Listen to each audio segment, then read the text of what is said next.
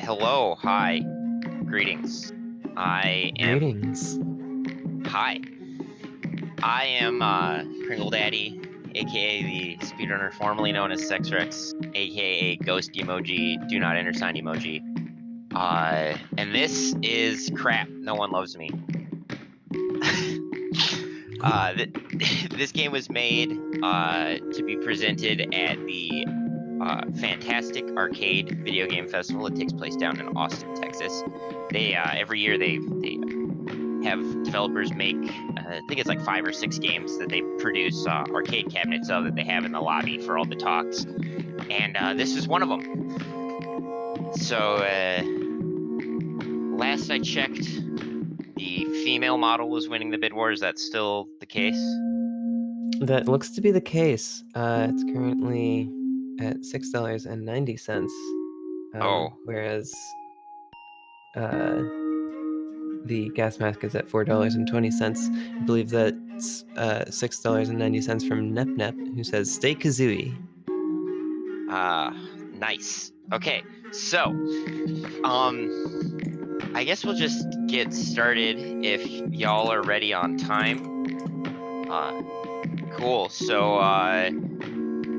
we'll go in 3, 2, 1, go.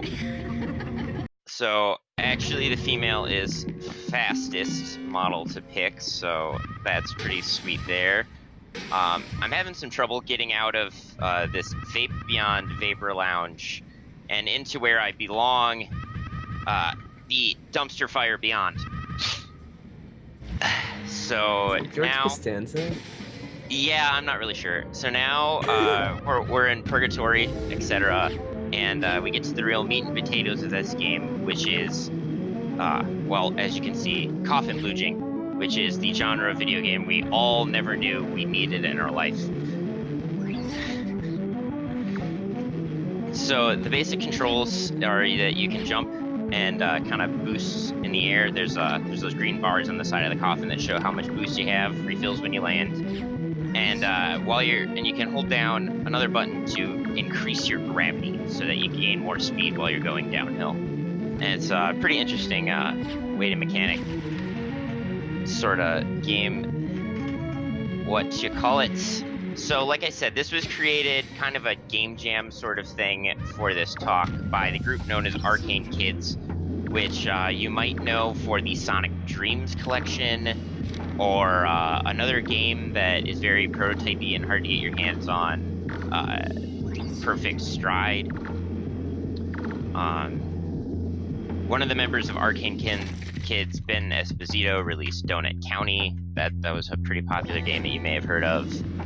But so this one, the thing about the bundles is, in order to own this game legally, you had to purchase the Fantastic Arcade bundle for that year. And that year, they were partnered with Humble. So that bundle was actually only available to purchase for that week. So now this game is, I guess, essentially Vaporware, and also Vaporwave. And you can tell that it's Vaporwave because look how old that phone is. It has a button on the face. I bet there's a 3.5mm jack on that thing. What are they even doing? They probably don't even have AirPods. Speaking of AirPods, here we are at Millennial Road. That's where I live. I also live here. Yeah. I assume most of the people watching live here. And I mean, this game really is a great summation of the millennial experience. Like, this is pretty much my day-to-day life.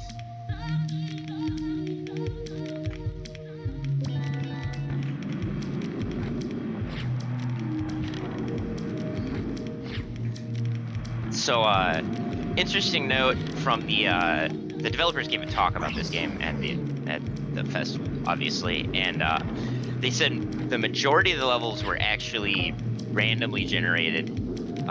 It's always the same every time you play now, but they decided it would create too much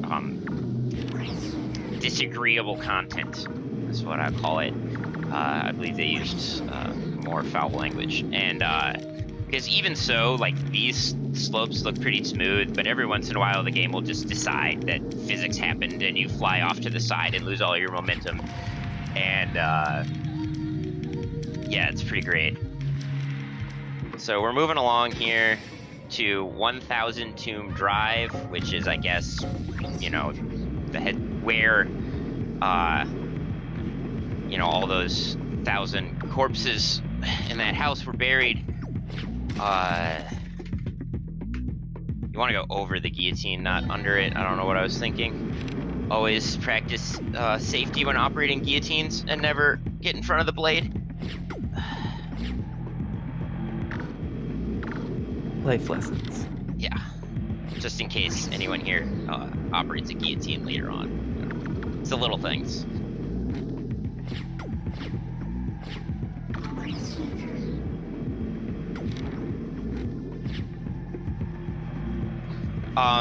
I noticed in chat you asked why I go to the left. This is actually a 2-player game, so the arcade cabinet would have had 2 setup, like, you know, a standard 2-person setup. So you can just, I'm just used to going into the right because it's what I do, but you can just, yeah, go into the left, but you can just go to the right. I think there may be like one level where it's like technically faster to go to the right. Is it split screen? Yeah. Gotcha.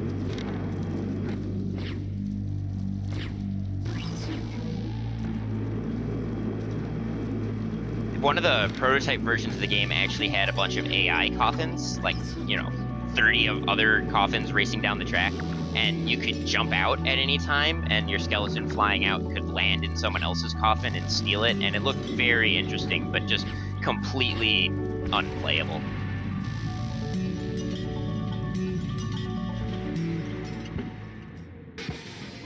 So here is the level that really gets me because it's my favorite track in the game, like song-wise, but it has a lot of these. So this is like the kind of, you know, half pipe sort of thing, and then there's the ones that are split with a gap in the middle coming up here, and it has a lot of that, and that is my least favorite part of this game.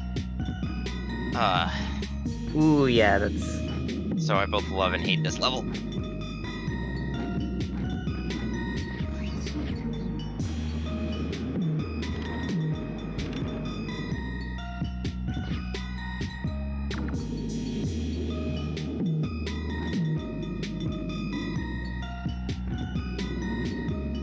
So like here, when you're up on your edge, you have a little bit less control, and your jumping is very weird.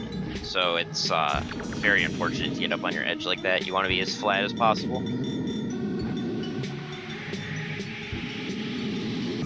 I like how that segment back there was just a half pipe minus the safe part. Yeah, right?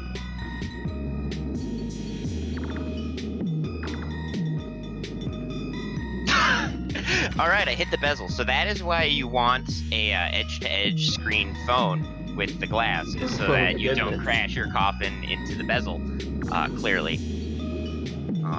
Finally, I can justify it. Yeah, right?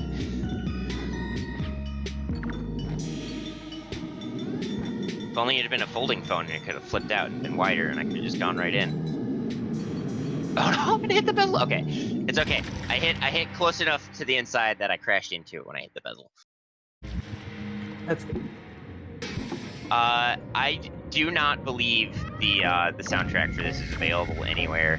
Sadly, I can check the folder, and see if the MP3s are in there, and maybe make it available. But otherwise, as far as I know, it's. Even getting the game is a tough ask.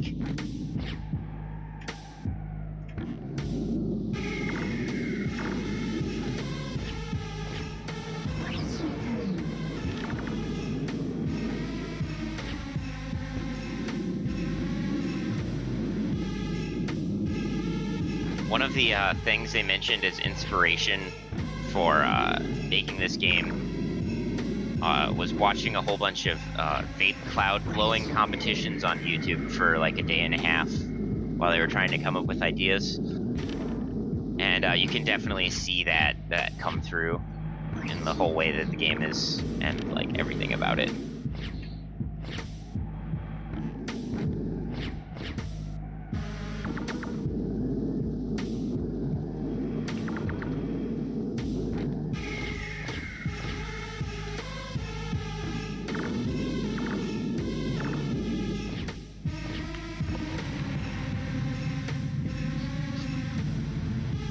right, so we are on the final level, and now we unfortunately must eschew that rule I had about guillotine safety earlier. There is unfortunately no way to go around or over these guillotines that is quick and easy, safe, so you just have to go under them. It's just kind of the cost of doing business here at Crap No One Loves Me.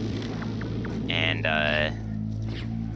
so here you can presume is the Baroness, and we have to jump through this gap in the right side of their chest.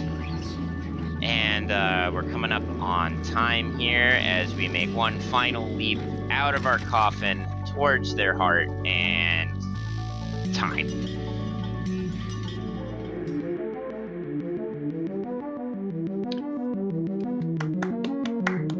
Well done. So as we can see here, we have reached the Baroness's heart, or at least just barely, as it's chained here, floating in space, with giant pillars. And I wanna thank everyone involved for putting this show on, everyone in chat for stopping by and having a good time. And there we can see the ultimate ending there. We are being used as the Baroness's footstool while they, stare at their phone. Talk about millennial. So, coming up, we got Pringles. So that'll be fun. And I'm going to be racing it. So yeah, stay tuned.